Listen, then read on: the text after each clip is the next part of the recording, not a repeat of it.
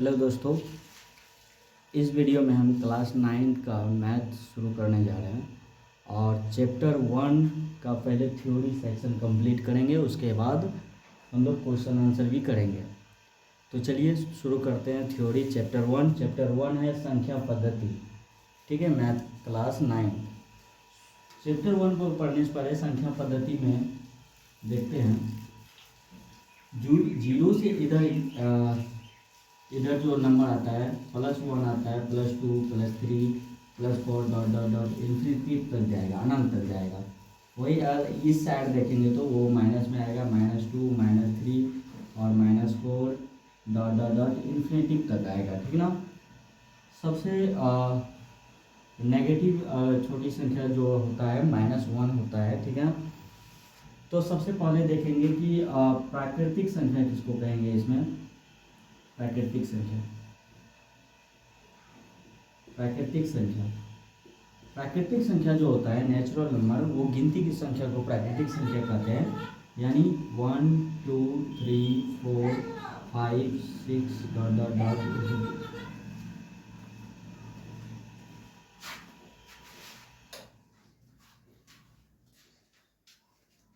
तो प्राकृतिक संख्या गिनती की संख्या को प्राकृतिक संख्या कहेंगे। इसको डिनोट जो किया जाता है वो डिनोट किया जाता है n से। किससे सूचित किया जाता है? प्राकृतिक संख्या को n से सूचित किया जाता है। ठीक ना। उसके बाद देखेंगे प्राकृतिक संख्या के बाद पूर्ण संख्या यानी होल नंबर। गिनती की संख्या में जीरो को शामिल कर देने से क्या बनता है? होल नंबर बनता है। और इसको सूचित किया जाता है W से।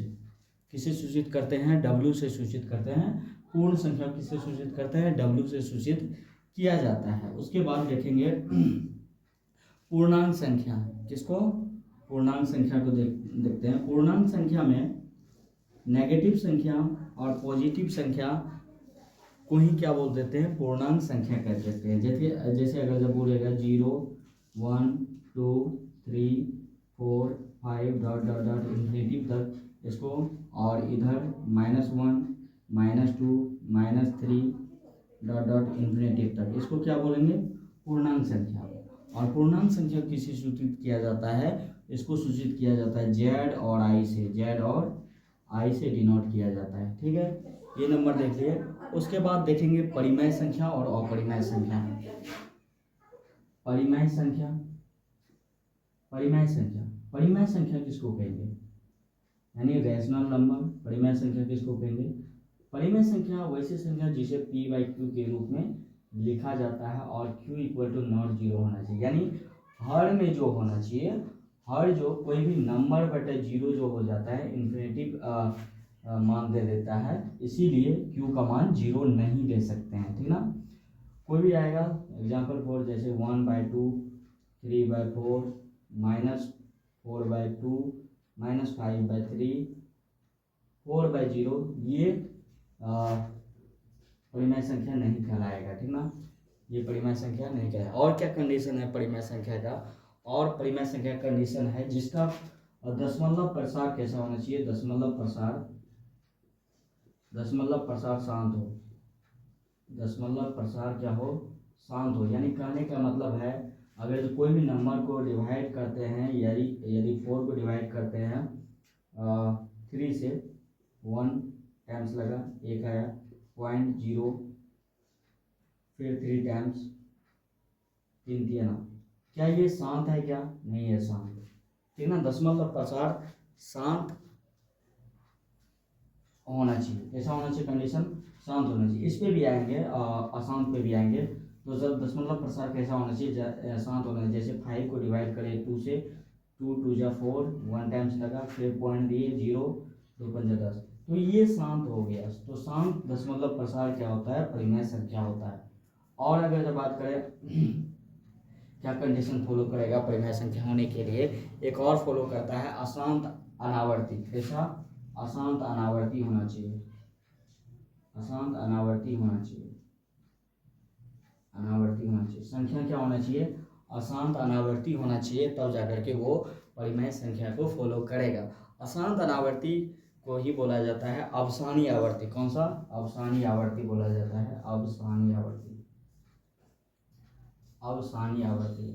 और अवसानी आवर्ती का मतलब होता है कि वैसा संख्या जो 2 से या किसी भी नंबर से डिवाइड नहीं हो और पॉइंट के बाद जो है सेम डिजिट क्या हो, प्रसारित हो, उसको कहेंगे अशांत आवर्ती। जैसे अगर जब कोई भी नंबर आता है 0 के बाद अगर जब 2 3 4 फिर आ जाए 2 3 4 फिर आ जाए 2 3 4, इस टाइप का नंबर जैसे अभी लिए थे, डिवाइड करेंगे 10 को अगर जब 3 टाइम डिवाइड करेंगे क्या होगा, 3 3 जा 9, 1 आया, फिर 0.0, फिर 9 1, फिर 0 यहाँ आ जाएगा, 3 3 9, यानी ये 3 बार बार आते जाएगा। तो इसको भी क्या बोलेंगे, परिमेय संख्या, यानी अशांत आवर्ती होना चाहिए। कैसा नंबर होना चाहिए? अशांत आवर्ती होना चाहिए, परिमेय संख्या को बोलोगे। यानी परिमेय संख्या किसको बोलेंगे? वैसा संख्या जिसे पी बाई क्यू के रूप में लिखा जाए और जिसका दशमलव प्रसार शांत हो और दशमलव प्रसार अशांत आवर्ती अनावर्ती हो। अनावर्ती करने का मतलब होता है सेम संख्या का रिपीटेशन हो, वैसा संख्या को भी क्या बोलेंगे? परिमेय संख्या हम लोग बोलेंगे। ठीक है, तो अब देख लेते हैं अपरिमेय संख्या। अपरिमेय संख्या किसको कहेंगे? तो अपरिमेय संख्या होने का कंडीशन है वैसा संख्या जिसे पी बाई क्यू के रूप में नहीं लिखा जाए और Q equal to not zero के बराबर ना हो। ठीक है, ये संख्या क्या कहलाएगा? अपरिमेय संख्या कहलाएगा। अपरिमेय संख्या का देख लेते हैं। अपरिमेय संख्या वैसा संख्या जिसे पी बाई क्यू के रूप में नहीं लिखा जाए और Q equal to not zero हो, तो वैसे संख्या क्या बोलेंगे? अपरिमेय संख्या कहेंगे। और अपरिमेय संख्या के लिए भी कुछ कंडीशन है, जैसे इसका दशमलव प्रसार कैसा होना चाहिए? दशमलव प्रसार होना चाहिए अशांत अनावर्ती होना चाहिए। वहाँ पे अशांत आवर्ती था, परिमेय संख्या में अशांत आवर्ती था। कैसा था? अशांत आवर्ती को लेंगे, लेकिन यहाँ पे अपरिमेय संख्या में लेंगे अशांत अनावर्ती। कैसा संख्या लेंगे? अशांत अनावर्ती। कैसा संख्या को लेंगे? अशांत अनावर्ती जो होगा, अनावर्ती जो होगा वो अपरिमेय संख्या कहलाएगा। अशांत अनावर्ती करने का मतलब ये है कि जैसे कि 0.10 आ गया, फिर 10 के बाद 100 आ गया, फिर 1000 आ गया, फिर 1000 के बाद 10,000 आ गया। इस टाइप का जब भी नंबर आएगा तो वो कौन सा संख्या आएगा? वो अपरिमेय संख्या कहलाएगा। ठीक ना? कौन सा संख्या? अपरिमेय। अपरिमेय संख्या के लिए एक ही कंडीशन याद रखना कि अशांत अनावर्ती होना चाहिए। ठीक ना? लेकिन परिमेय संख्या में क्या होना चाहिए? अशांत आवर्ती होना चाहिए, यानी अवसानी आवर्ती होना चाहिए। ठीक ना? ये कंडीशन याद रखना। ठीक ना? परिमेय संख्या क्या होना चाहिए? अशांत अनावर्ती होना चाहिए। ठीक ना? परिमेय संख्या के लिए क्या होना चाहिए? अशांत आवर्ती होना चाहिए और इसमें अनावर्ती होना चाहिए। याद रखना, परिमेय संख्या में क्या होना चाहिए? अशांत आवर्ती। आवर्ती का मतलब होता है सेम संख्या का रिपीटिशन होना। ठीक ना? सेम संख्या की रिपीटिशन। लेकिन अपरिमेय संख्या के में कंडीशन फॉलो करेगा अशांत अनावर्ती, यानी सेम संख्या की रिपीटिशन नहीं होगा। ठीक, उसके बाद देख लेते हैं वास्तविक संख्या। वास्तविक संख्या, वास्तविक संख्या, रियल नंबर। वास्तविक संख्या किसको बोलेंगे? परिमेय और अपरिमेय संख्या के समूह को परिमेय और अपरिमेय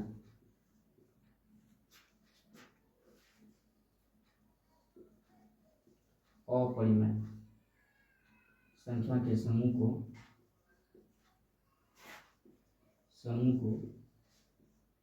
क्या कहते हैं? वास्तविक संख्या कहते हैं।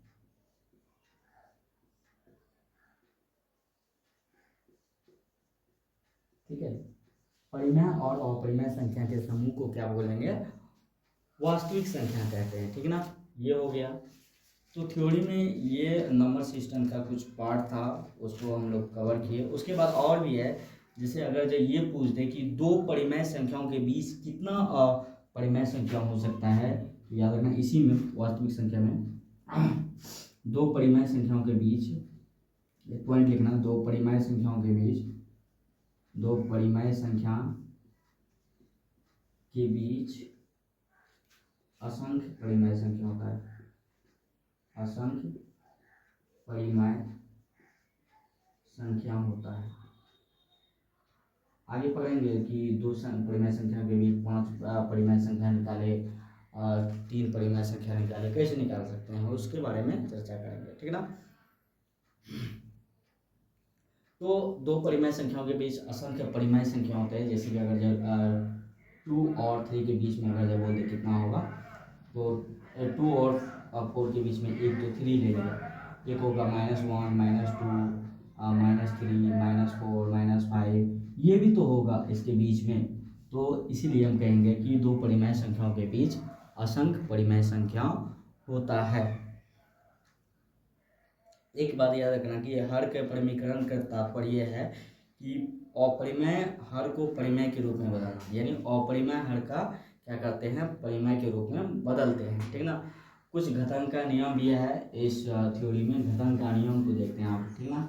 घातांक का नियम, घातांक के नियम, घातांक के नियम के बारे में बात करेंगे। तो घातांक के नियम कितना है, टोटल 6 नियम है घातांक का। तो फर्स्ट नंबर में अगर जब कोई भी a पे पावर m है, वही b पे पावर a पे पावर n है, तो क्या होगा result, a power m plus n हो जाएगा। यानी गुणा में कोई भी, जैसे 3 पे पावर 2 है, 3 पे पावर 3 है, तो इसका मान कितना आएगा, 3 पे पावर 5 कर सकते हैं, या तो डायरेक्ट हम निकाल सकते हैं 9 गुना 27, ठीक है। तो ये होता है, ठीक है, घातांक के नियम। तो यानी गुणा में पावर अगर जब ये सेम रहे, ठीक है ना, तो घात को क्या करेंगे, जोड़ देंगे, ठीक है ना, घात को जोड़ देंगे तो कितना आएगा रिजल्ट, 3 पे पावर 5, यानी a to the power m और a to the power n के अगर जब रूप में कोई भी नंबर है तो क्या करेंगे, a to the power m plus n कर देंगे, रिजल्ट आ जाएगा। दूसरा नियम है क्या, घातांक का दूसरा नियम होता है a पे पावर n भागा a पे पावर n जब रहेगा तो उसका मान क्या आएगा, a power m minus n हो जाएगा। यानी कहने का मतलब है 3 पे पावर अगर जब 3 है, नीचे में 3 पे पावर 2 है, तो इसका रिजल्ट क्या आएगा, यानी भागा, यही भागा अगर जो 3 पे पावर 2, इसका रिजल्ट आएगा 3 पे पावर 1। कैसे, भागा में पावर क्या होता है, घट जाता है। तीसरा क्या नियम है, तीसरा घातांक का नियम है a पे पावर m उसका होल n, जो इसका रिजल्ट आता है a पावर m n हो जाए। जैसे अगर जब कह दे कि 3 पे पावर 2 है, उसका पावर 3 है, तो क्या आएगा रिजल्ट, 3 पे पावर 6 आ जाएगा, गुना करके पावर में गुना हो जाएगा। जैसे अब वैसे भी करेंगे, 3 3 9, 9 पे पावर 3, इसका रिजल्ट जो आएगा इसके बराबर होगा, ठीक ना। तो तीसरा नियम हो गया घातांक का। चौथा नियम देखते हैं, चौथा नियम है घातांक का। घातांक का चौथा नियम है a power m into B पे पावर m, a पे पावर m इंटू बी पे पावर m रहे तो क्या कर देना, यानी देखो पावर सेम है लेकिन नीचे में क्या है, असमान है, तो कह देंगे a b पे पावर m हो गया, होल m। जैसे अगर जो कह दें कि 3 पे पावर 2 है गुना 2 पे पावर 2 है, तो इसका रिजल्ट क्या आने वाला है, हम डायरेक्ट कर देंगे 6 पे पावर 2 होगा, वैसे भी निकालेंगे 3 या 9 गुना 2 गुना 4 36 आएगा, इसका स्क्वायर भी करेंगे तो 36 आएगा, ठीक है ना। तो ये नियम है चौथा। पांचवा नियम क्या है इसका, पांचवा नियम है कोई भी नंबर पे पावर अगर 0 देंगे, यानी a पे पावर 0 उसका मान आएगा 1। कैसे, अगर जब हम a पे पावर 3 लेते हैं, वहीं a पे पावर 3 लेते हैं, तो इसका मान क्या आएगा, ये अभी बताए थे भागा के नियम क्या होता है घातांक में, ये पावर ऊपर में जाके घट जाता है, यानी 3 पे पावर 3 माइनस 0, यानी कितना हो गया, 3 पे पावर 0 1 आ गया। वैसे अगर जो सॉल्व करते हैं, 3 पे पावर 3 होता है 27 बटे 3 पे पावर 3 27 करके कितना आएगा, आंसर 1। तो ये हुआ, यानी कोई भी नंबर पे पावर 0 उसका रिजल्ट कितना आने वाला है, 1 आएगा। छठा नियम क्या है, a पे पावर माइनस m जो होता है किसके बराबर होता है, 1 बटा a पावर m के बराबर होता है। यानी अगर जो कह दे कि 2 पे पावर माइनस 2 इक्वल टू कितना, तो 1 बटे 2 पे पावर 2 कर देंगे, यानी 1 बटे 4 होगा 2 का स्क्वायर, ठीक है। ये घातांक का 6 नियम है, इसको याद रखना जरूरी है। अब वास्तविक धनात्मक संख्या ए तथा बी के लिए निम्न समीकरण लागू, यानी अब और देख लेते हैं वास्तविक धनात्मक संख्या। वास्तविक धनात्मक संख्या ए तथा बी के लिए निम्न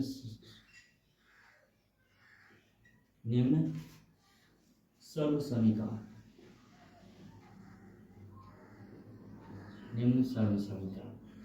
क्या होता है निम्न सर्व समीकरण? तो इसके लिए कुछ नियम है, जैसे कि अगर जो बोल दें कि रूट अंडर ए इंटू रूट अंडर बी, तो इसका मान क्या आएगा, रूट अंडर ए बी हो जाएगा। यानी कहने का मतलब है अगर जब कोई भी अब पूछे कि रूट 2 गुना रूट 3 कितना आएगा, रूट 6 हम बोल सकते हैं, ठीक ना। रूट 2 गुना रूट 3 कितना हो जाएगा, रूट 6 हो जाएगा। ये पहला नियम है सर्व समीकरण का, ठीक है ना। दूसरा नियम क्या है? दूसरा नियम है अगर जब बोले रूट ए भागा रूट बी, तो इसको कैसे डिनोट करेंगे, कैसे लिखेंगे? इसको लिख सकते हैं दोनों का रूट ए बटा बी। तीसरा क्या हो सकता है? तीसरा हो सकता है कि root A plus root B into bracket root A minus root B bracket 1। इसको कैसे तोड़ सकते हैं? A plus B into A minus B के रूप में, यानी इसको तोड़ सकते हैं रूट ए का होल स्क्वायर प्लस गुना माइनस, तो माइनस रूट बी का होल स्क्वायर, यानी ए माइनस बी बोल सकते हैं इसको, इतना को, ठीक ना। क्या बोल सकते हैं? यानी कोई भी नंबर देगा रूट के अंदर रूट 5, जैसे जिस प्रकार से अगर ये दे दो कि root 2 plus root 3 root 2 minus root 3, तो हम डायरेक्ट कर सकते हैं 2 माइनस 3 इक्वल टू -1 आंसर आने वाला है। कितना आने वाला है? -1, ठीक ना। तीसरा चौथा सर्व समीकरण क्या है? अगर जो पूछ दें कि root A plus root B का होल स्क्वायर कितना होगा, root A plus root B का होल स्क्वायर कितना आएगा, तो इसका सिंपल सा नियम है, ये रूट का स्क्वायर जब भी होता है ए प्लस बी का square, A square plus B square plus 2ab, A के बदले में रूट 2 रूट ए गुना बी के बदले में रूट बी। तो इसका कोई भी नंबर का अगर जो रूट करते हैं, कोई भी नंबर का रूट का स्क्वायर करते हैं, तो रिजल्ट क्या आता है? वही आता है, सेम वही नंबर आ जाता है, ठीक ना। जैसे अगर जब रूट 2 का स्क्वायर करेंगे, तो स्क्वायर का मतलब होता है 2 बार गुना, यानी रूट कितना हो गया, रूट 4 हो गया, और 4 का हम जानते हैं रूट कितना होता है, 2 होता है। उसी टाइप में ए का रूट ए का स्क्वायर करेंगे तो ए आ गया, और रूट बी का स्क्वायर जब करेंगे तो बी ही आएगा। उसके बाद हम बोल सकते हैं 2 रूट ए बी, ये सर्व समीकरण के अनुसार, ठीक ना। तो आंसर क्या आएगा? ए प्लस 2 रूट बी। ये चौथा सर्व समीकरण है। पांचवा सर्व समीकरण है कि अगर जब पांचवा सर्व समीकरण क्या है?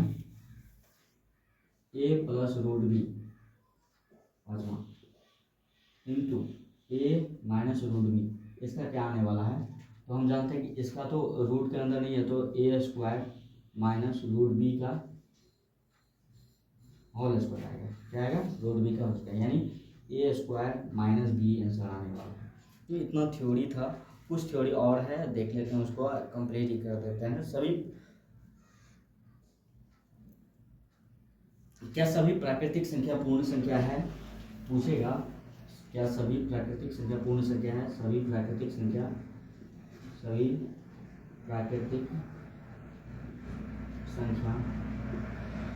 पूर्ण संख्या है, देखना। सभी प्राकृतिक संख्या क्या है? पूर्ण संख्या है। सभी प्राकृतिक संख्या को पूर्ण संख्या बोल सकते हैं, लेकिन सभी पूर्ण संख्या को प्राकृतिक संख्या नहीं बोल सकते हैं, क्योंकि उसमें पूर्ण संख्या में 0 शामिल रहता है, ठीक ना। तो याद रखना कि सभी प्राकृतिक संख्या को पूर्ण संख्या है। दूसरा पॉइंट ये बनेगा कि दूसरा पॉइंट ये बन सकता है। दूसरा पॉइंट क्या लिखेंगे? दूसरा पॉइंट तो पहले समझो कि आभास संख्या किसको कहेंगे। आभास संख्या किसको कहेंगे? आभास संख्या और एक होता है भाज्य संख्या। आभास संख्या वैसी संख्या कहते हैं जो दो गुणनखंड एक और स्वयं के अलावा किसी दूसरे से ना हो, या इसे जिसका दो गुणनखंड हो, एक और स्वयं, उसको बोलेंगे आभास संख्या। वैसा संख्या जिसको दो गुणनखंड हो उसको क्या बोलेंगे? आभास संख्या, एक और स्वयं, ठीक है ना। जैसे 13 13 किससे भाग लगता है? एक से लगता है और स्वयं से भाग लगता है, तो इसको बोलेंगे ये अभाज्य संख्या है, अभाज्य संख्या है, ठीक ना। यानी दो गुणनखंड होना चाहिए, एक होना चाहिए और उसके अलावा स्वयं होना चाहिए, उसको क्या बोलेंगे?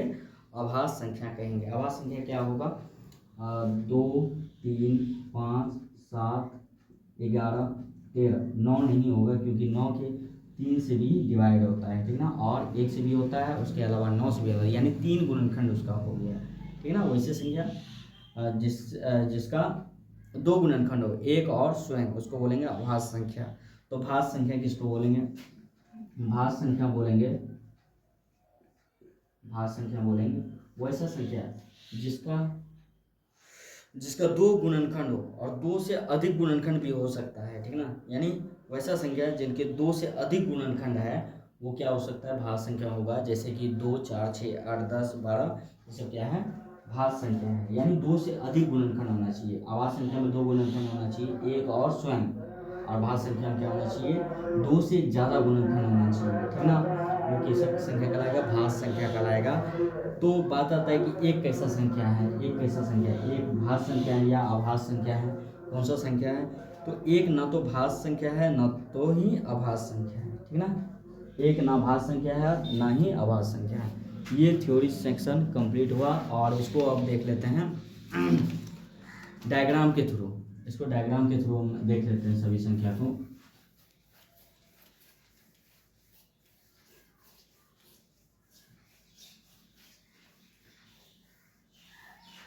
डायग्राम के अकॉर्डिंग देखेंगे तो पहला आएगा वास्तविक संख्या। कौन आएगा? वास्तविक संख्या, वास्तविक यानी रियल नंबर। और वास्तविक संख्या किससे मिलकर बना है? परिमेय और अपरिमेय संख्या के समूह को क्या बोलेंगे? वास्तविक संख्या कहते हैं, ठीक ना। परिमेय और अपरिमेय संख्या के समूह को क्या कहेंगे? वास्तविक संख्या। इधर लिखो परिमेय संख्या और इधर लिखो अपरिमेय संख्या,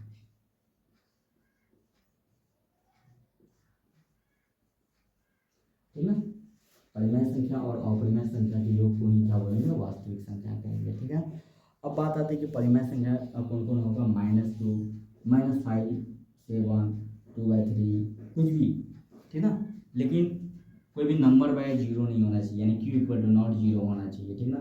0 क्या ले सकते हैं फिर परिमेय संख्या? हाँ 0 ले सकते हैं, क्योंकि 0/1 दे सकते हैं, 0/2 दे सकते हैं, इसका मान क्या आएगा? 0 ही आने वाला है, ठीक है। तो 0 ले सकते हैं, 5/6 कुछ भी ले सकते हैं, etc। तो फिर अपरिमेय संख्या किसको बोलेंगे? अपरिमेय संख्या √2 √3 √4 √5 √6।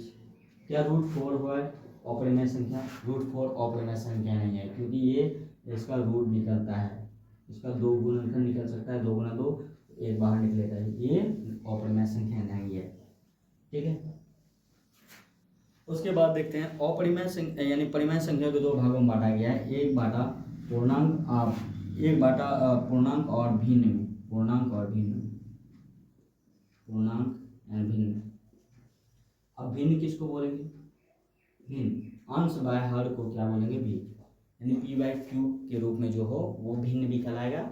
यानी परिमेय संख्या जो होता है वो भिन्न भी होता है और पूर्णांक भी होता है, ठीक ना। यानी पूर्णांक भी हो सकता है और भिन्न भी हो सकता है। पूर्णांक में क्या हो सकता है? पूर्णांक में नेगेटिव वाला -1, जैसे कि हम बताए थे 0 1 2 3 इन्फिनिटी तक, -1 -2 -3 इन्फिनिटी तक, ये हो सकता है पूर्णांक। भिन्न क्या हो सकता है? भिन्न जो बटे में हो, ये सब क्या होगा? यानी परिमेय संख्या की 2 भागों में बांटा गया, पूर्णांक संख्या और भिन्न संख्या के रूप में, ठीक ना। अब पूर्णांक संख्या को भी बांटा, पूर्णांक संख्या को भी बांटा, यानी 0 से लेकर के जो बोलेंगे वो होगा पूर्ण संख्या। क्या बोलेंगे? पूर्ण संख्या, पूर्ण संख्या। यानी पूर्णांक संख्या में ही से निकलेगा, पूर्णांक संख्या में से ही निकलेगा पूर्ण संख्या और प्राकृतिक संख्या, यानी यहाँ तक के बोलेंगे प्राकृतिक संख्या, प्राकृतिक संख्या। यानी 2 पार्टी पूर्णांक से निकल गया, पूर्णांक से पूर्ण संख्या और प्राकृतिक संख्या, यानी पूर्णांक संख्या 2 पार्ट, पूर्ण संख्या और प्राकृतिक संख्या, ठीक ना। अब प्राकृतिक संख्या से देखेंगे, प्राकृतिक संख्या को 2 भागों में बांटा है। एक सम संख्या, एक विषम संख्या, सम संख्या और एक विषम संख्या। अब सम संख्या कैसा होगा? वैसा संख्या जो 2 से डिवाइडेबल हो, जो 2 से पूरा पूरा कट जाए, वैसे सम संख्या बोलेंगे। जैसे 2, 4, 6, 8, 10। ये किसको बांटा है? यानी सम संख्या और विषम संख्या किसका पार्ट है? प्राकृतिक संख्या का पार्ट है। अच्छा, विषम संख्या किसको बोलेंगे? 1, 3, 5, 7, 9, 11, 13। क्या 9 आभास संख्या है? 9 आभास संख्या नहीं है, ठीक है। ना तो आभास संख्या है, ना तो ही भाज्य संख्या है, नहीं भाज्य संख्या है। तो विषम संख्या 1, 3, 5, 7 जो 2 से डिवाइड नहीं हो, उसको विषम संख्या बोलते हैं, ठीक ना। अब विषम संख्या को भी बांटा गया। विषम संख्या को भी सम संख्या को पहले देख लेते हैं। सम संख्या को बांटा। सम संख्या में 2 पार्ट में बांटा है, एक भाज्य संख्या, एक अभाज्य संख्या। सम संख्या को 2 पार्ट में डिवाइडेबल किया गया है, एक भाज्य संख्या, एक अभाज्य संख्या। भाज्य संख्या, अभाज्य संख्या पहले देखते हैं।